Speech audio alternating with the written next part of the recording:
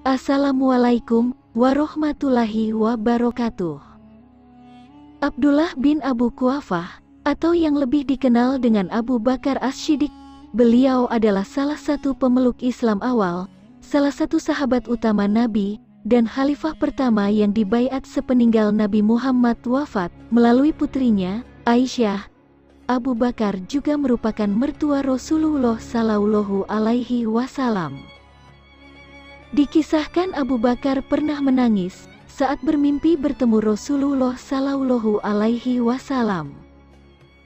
Lantas, mimpi seperti apa yang dialami Abu Bakar radhiyallahu anhu sehingga membuat beliau menangis?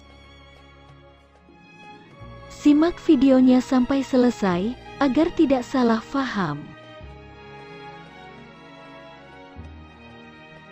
Dalam kitab An-Nawadir, karya Imam Al-Qalyubi, diceritakan suatu malam, Khalifah Abu Bakar radhiyallahu anhu bermimpi dalam tidurnya, kemudian beliau menangis dalam mimpinya itu, sehingga tangisannya sampai terdengar keluar rumahnya.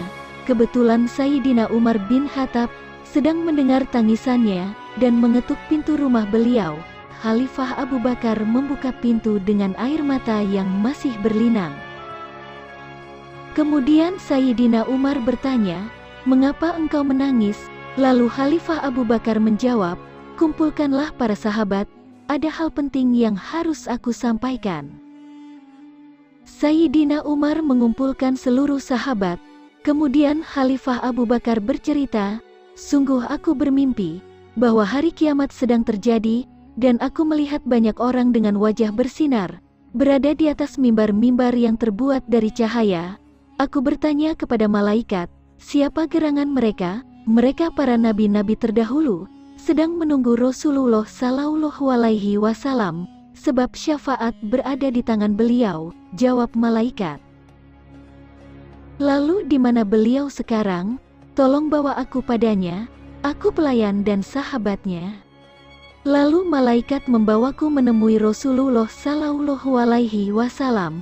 Kemudian aku melihat Nabi sedang berada di depan arsy Allah, dengan menengadahkan tangannya diarahkan ke pintu neraka, untuk menutupnya, agar tidak terbuka, serta berdoa, "Ilahi umati, ilahi umati, ilahi umati, Tuhanku selamatkanlah umatku." Di antara mereka ada ulama, orang-orang saleh, jamaah haji dan yemrah, dan orang-orang yang berjihad di jalanmu. Kemudian terdengar suara memanggil, "Ya Muhammad, engkau menyebut golongan yang taat, dan engkau tidak menyebut golongan yang lain.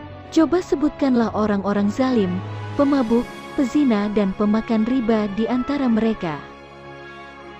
Mendengar munajatnya, aku berkata kepada Nabi Shallallahu Alaihi Wasallam, "Kasihanilah dirimu juga wahai Nabi."